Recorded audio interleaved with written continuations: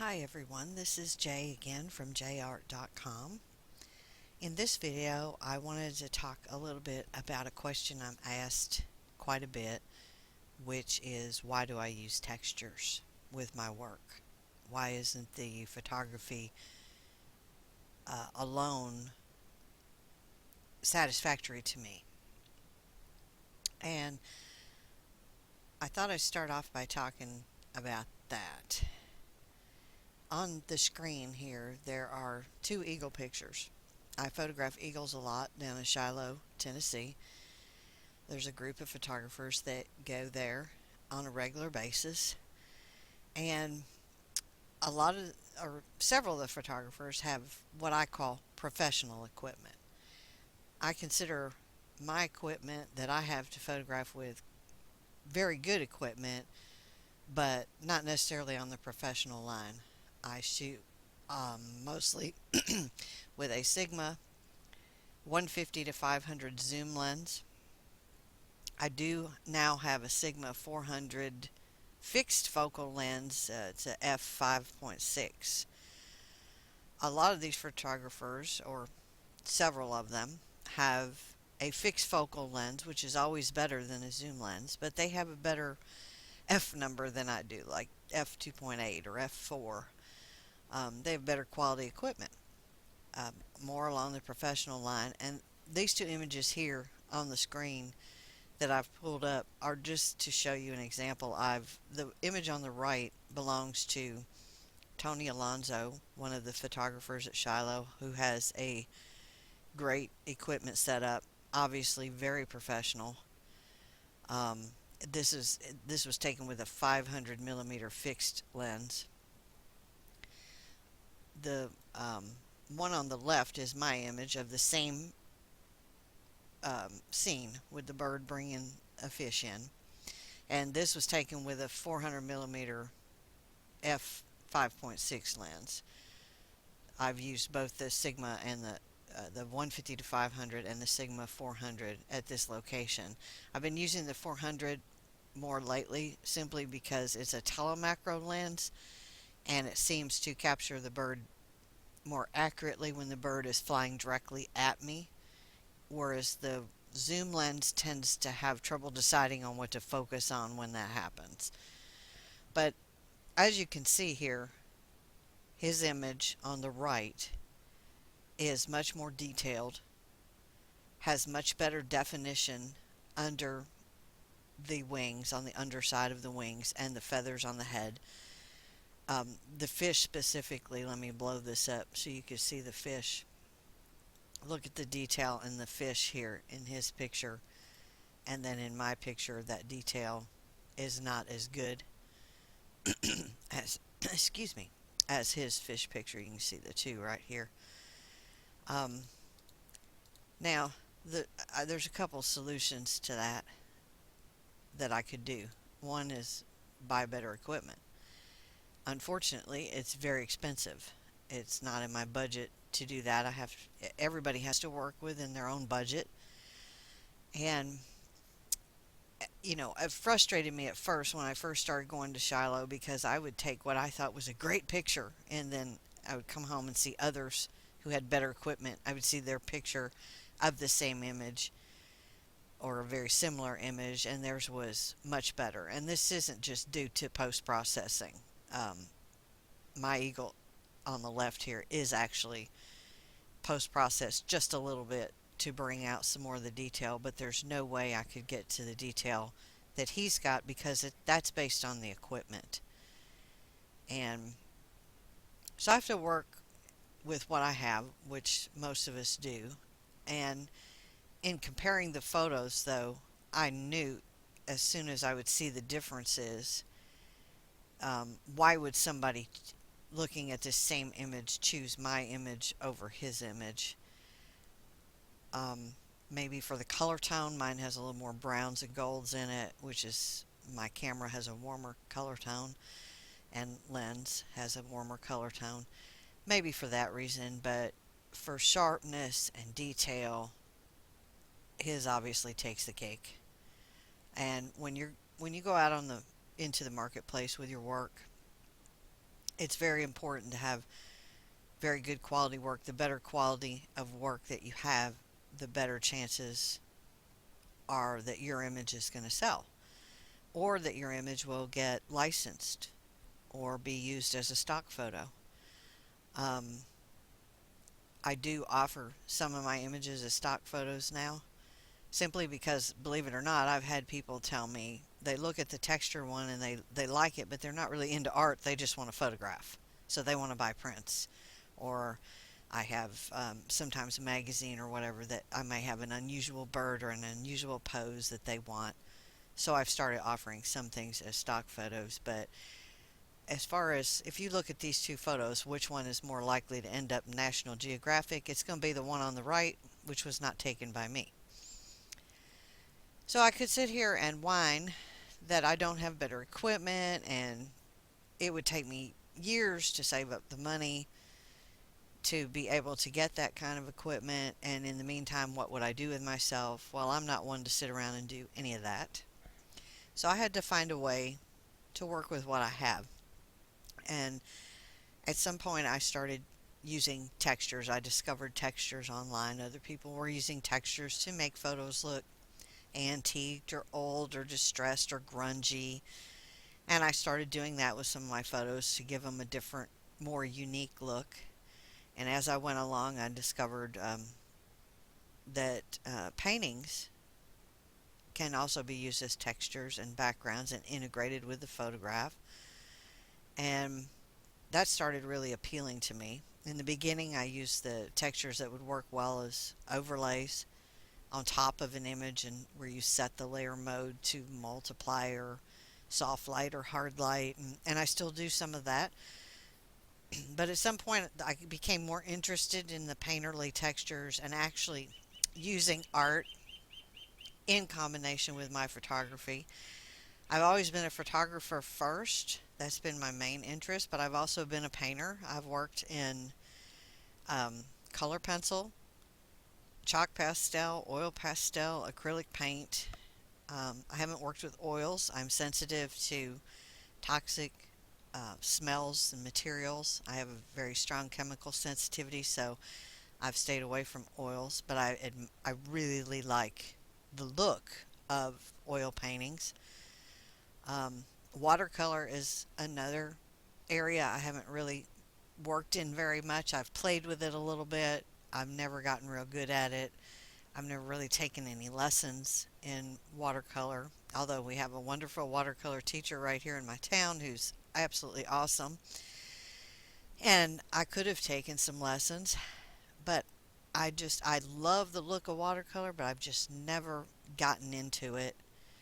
I tend to um, like a thicker paint when I'm painting, like with acrylics and even with the pastels. I love oil pastels because they get very thick. Um, so I've worked in both fields for a long time, but the photography's always come first, and it's not just the final product that appeals to me as much as it is the experience.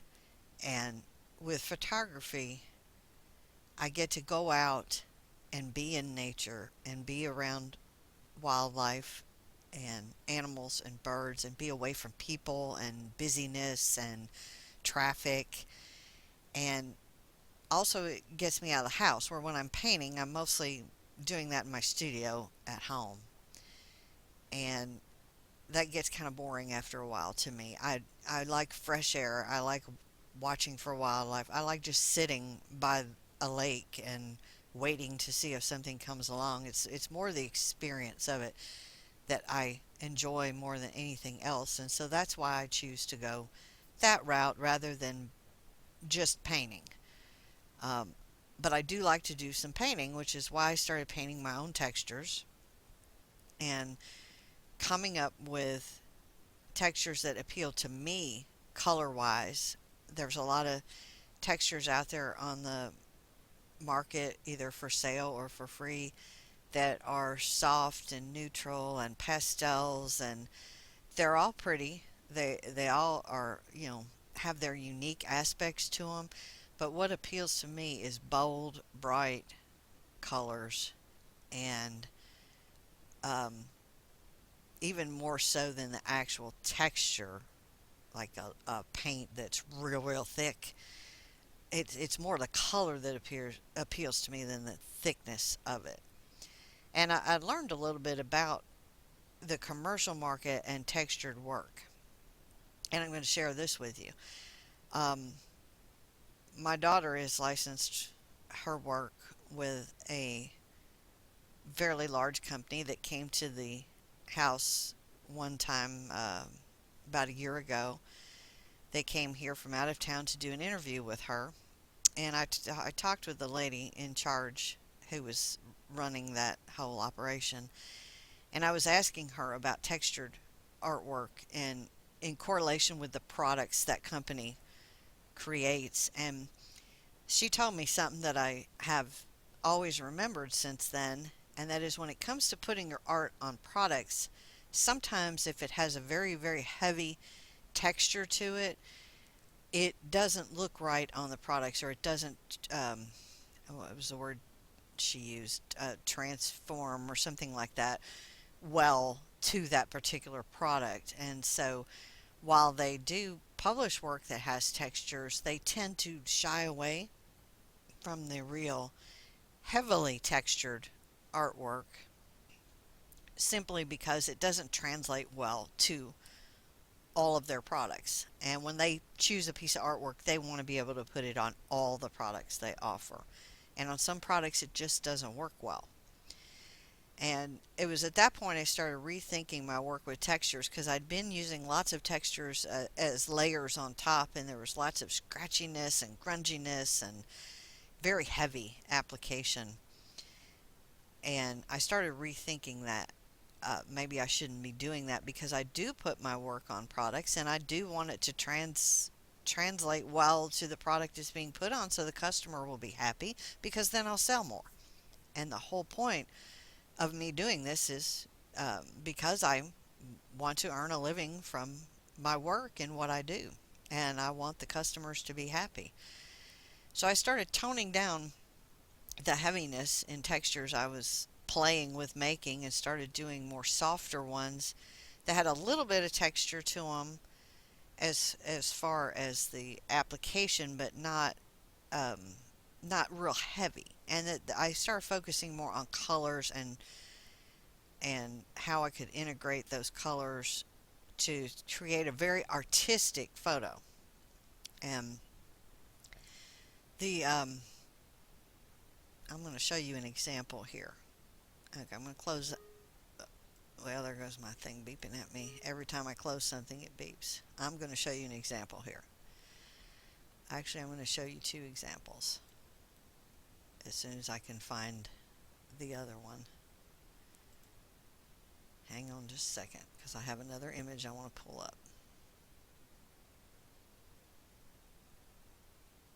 And my computer is lagging again.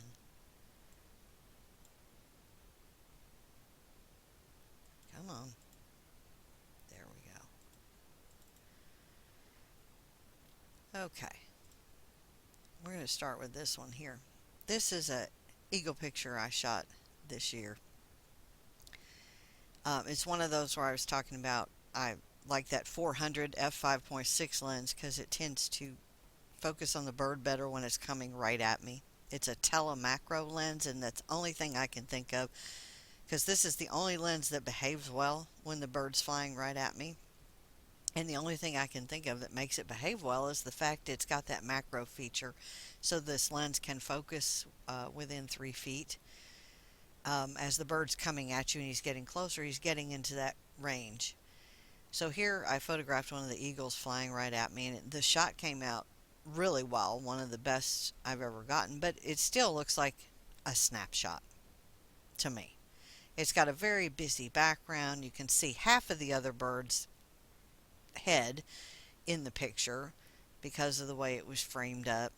And it just, putting this image as is up for sale, even with a little bit of editing, the focus of the bird is, I know it's there, but if you just first glance at it, because of all the busyness of the trees and the branches in the background, that's distracting to me. So when I use my textures, I like to bring the focus better to the subject. It's not saying I would take all this out, but I did in this case with this image. Sometimes I may leave some of this in to give a sense of place, and I won't mask it all away. But I want to bring the focus right here back to this bird. Well, the first thing I did was crop the photo a little bit better, and of course did a little editing on it to brighten it, sharpen it, and this is what I came up with here. So it's cropped, and you can still see this bird right here, and it's still too busy. So at that point, I decided I'm not going to publish this photo as is.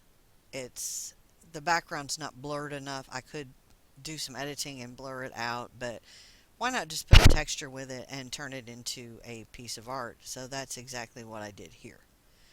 I actually masked out all of the background, masked everything away with the bird on top of the texture, and then brought some of the texture over his wings right here. And now the focus is totally on the bird. So if you look at them, the two of them, like this, and you're looking at them from far away, at first glance on the one on the left, you got to look twice. So, oh, there's an eagle in there. But on this one, it's real clear there's an eagle there. And it basically took this photo, which looks more like a snapshot, a good snapshot, because it was sharp, fairly sharp, and it turned it into a work of art over here. That if you're looking at what would you hang on your wall, and this is what I have to think of all the time with my work being in the retail market, what is the customer going to think of this? What would it look like hanging on a wall? What would they choose? Would they choose this one on the left to hang on the wall, or would they choose the one on the right? And in my opinion, if it were me shopping, I'm going to choose the one on the right. Because the one on the left is just too busy. The bird is lost in all the branches. Even though it's there, it's lost because of the branches. So that is the main reason I decided to start using textures, is to bring more focus to the subjects, which tend to get lost, and to make my work stand out a little more. You can probably find dozens, if not hundreds, of pictures like this right here out there that people have put up and put up for sale. And to me, they all start looking the same after a while, of that type of picture. But this right here, that you're not going to find as much of. And there's a lot of competition in the photography industry. If you don't have the best equipment, if you're not producing National Geographic type shots, or shots of something very unique and different that not everybody else is posting pictures of, then you're not going to stand out in the market, and you're not going to have that leg up that's going to help you get sales when with a picture like this, when you're competing with hundreds or maybe even thousands of other pictures that are like this. But this is a prime example of you don't need the best equipment.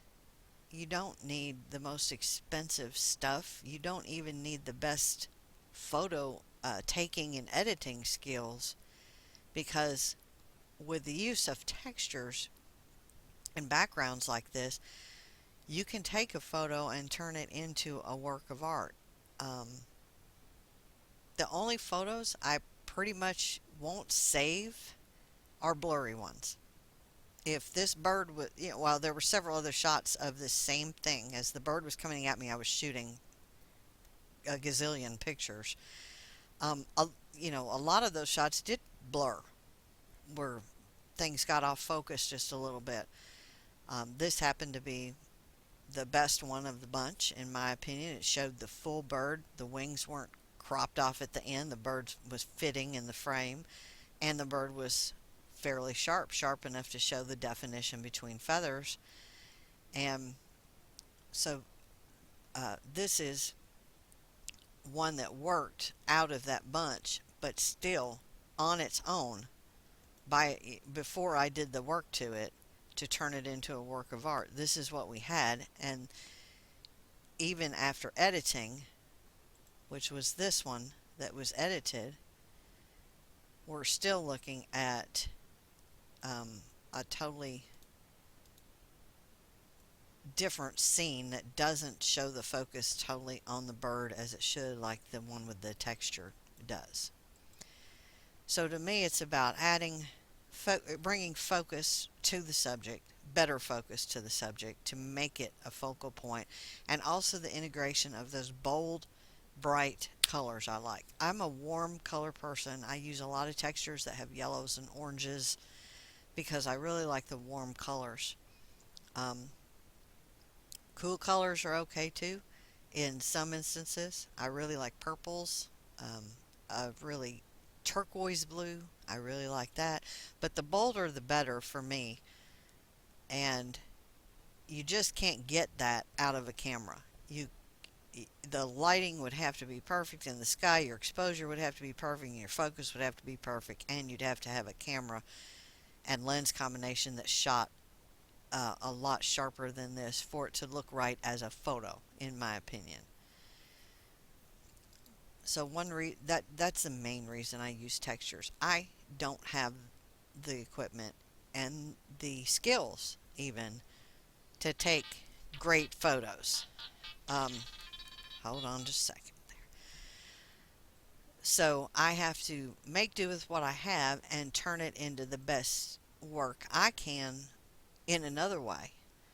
And when I started using these textures in this method and started really turning these photos into art, I got a lot of positive feedback, but I started feeling a lot more accomplished with what I was doing. Whereas when I was showing you the two eagle pictures before, you might have picked up on the fact that when I was considering my picture in comparison with his picture, I was feeling that my photo was inferior. And it was. Um, it's not due to me. It's as much as it's due to the equipment, but there's nothing I can do about that. Um, with using the textures, that's what I can do to make my work different and my work stand out in a different way. And not to mention, it's a lot more cost effective to use the textures than it is to go out and buy $20,000 worth of equipment. Um,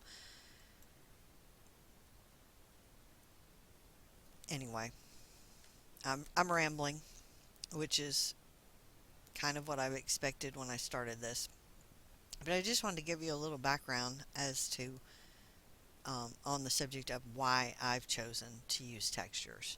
You don't have to be a great photographer. You don't have to have great expensive equipment when you're using textures, because the texture will enhance and take over and merge with what you do have in your photo, and you can create a piece of art out of it. Like I said, about the only photos I won't use that I'll get rid of are blurry ones. I pretty much save everything else. A lot of people, this was shot on a cloudy, rainy day. A lot of people don't like shooting on cloudy days. They want the sun out so they can get the best light on their subject. Um, I love shooting on cloudy days because, as you can tell, the light on the eagle was very even in the original picture, which allowed me to put him in here.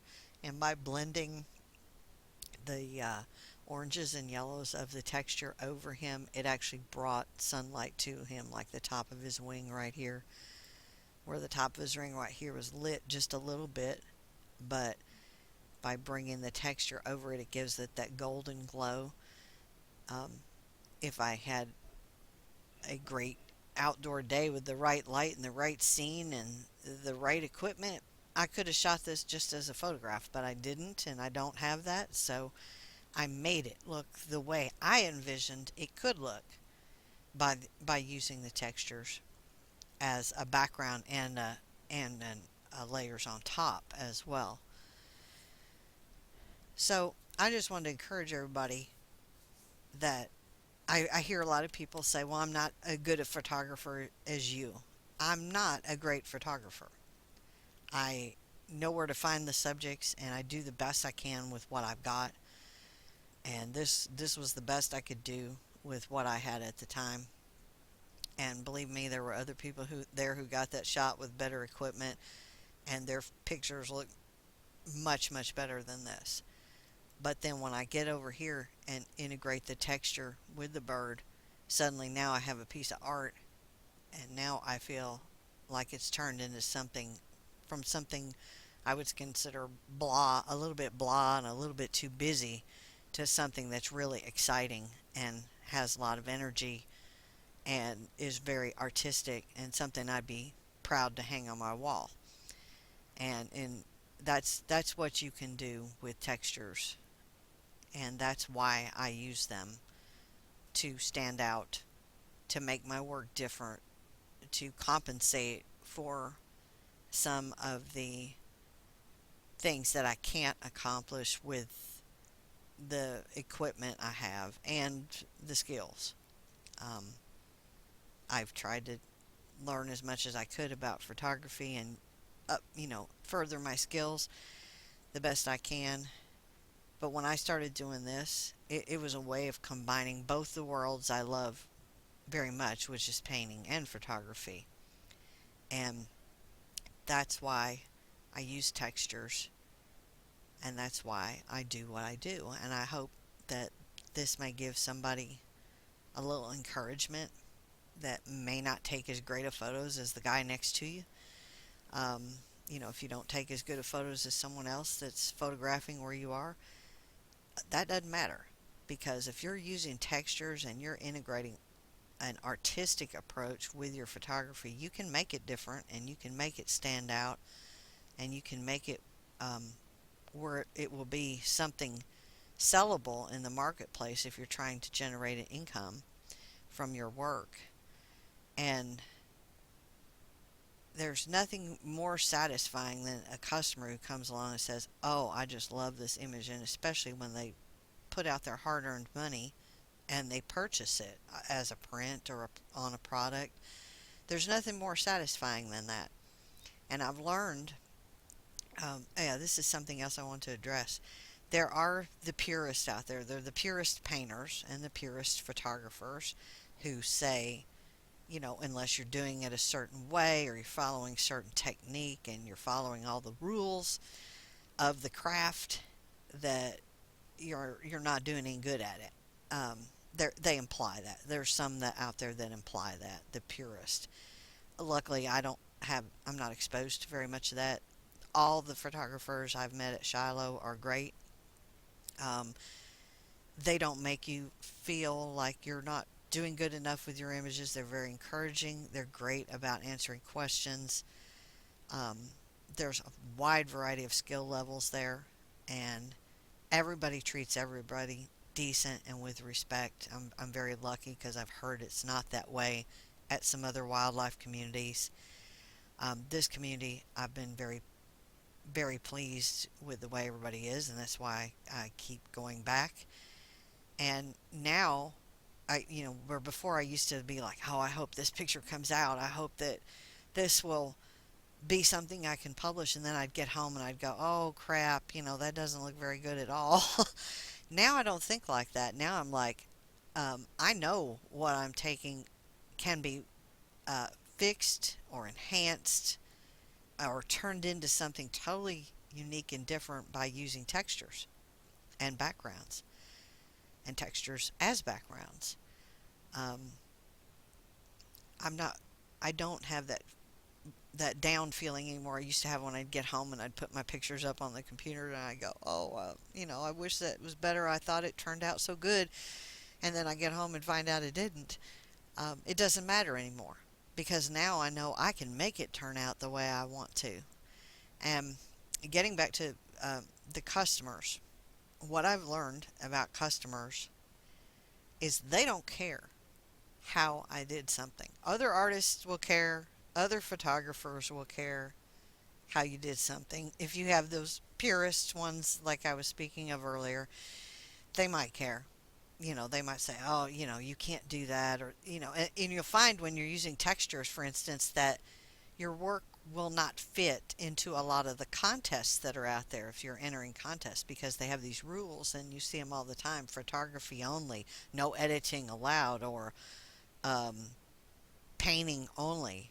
Um, you know, then they have different rules about how it should be done for that contest, and that's fine.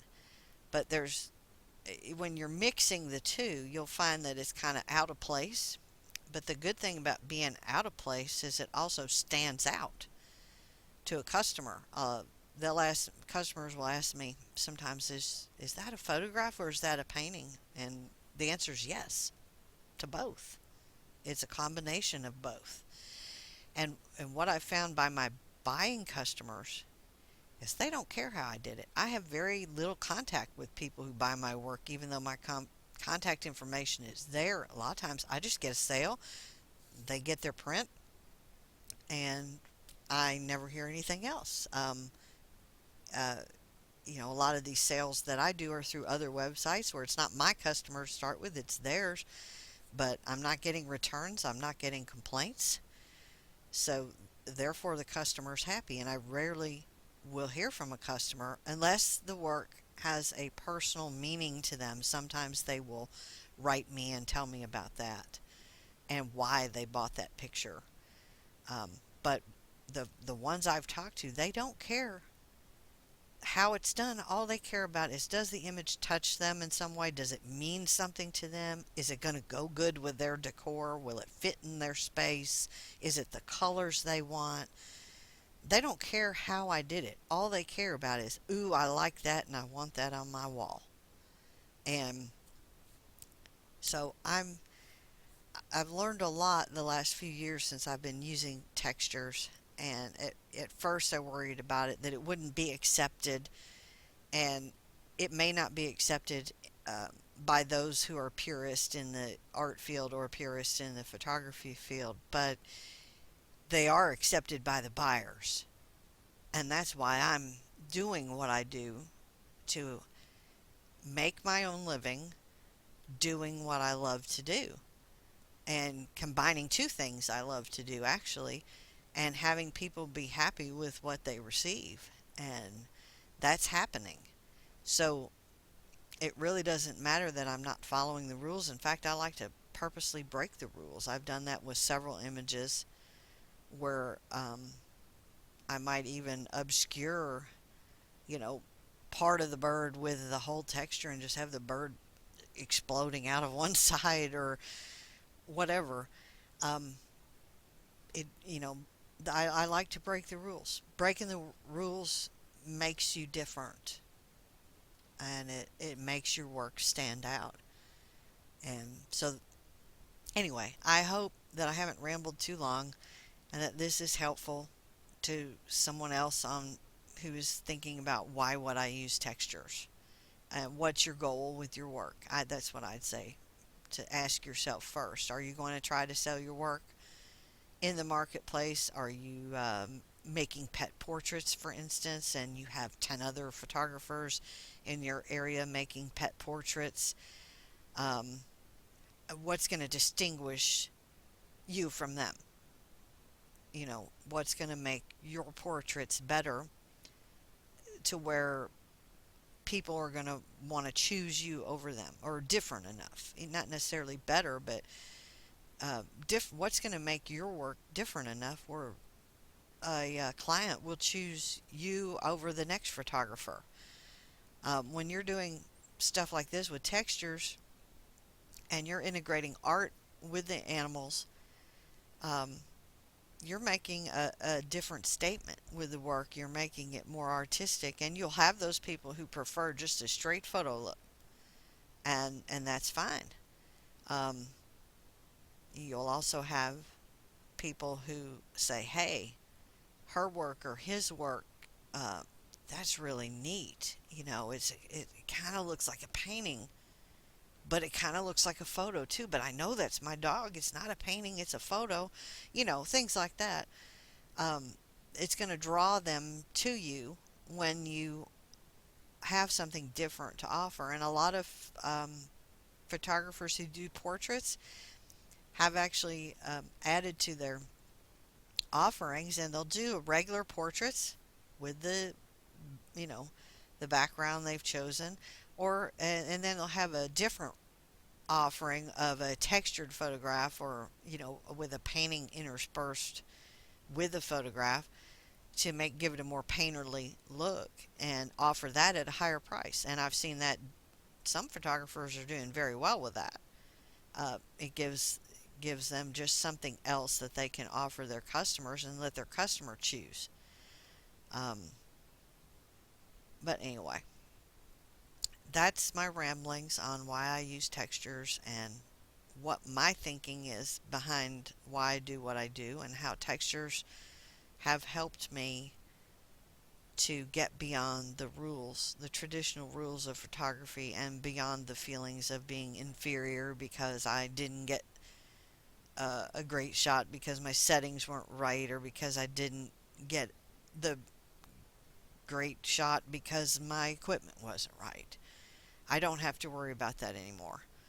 And now I can just enjoy the process and have a lot of fun doing it. And I hope you guys do too. And thanks for listening. Have a great day.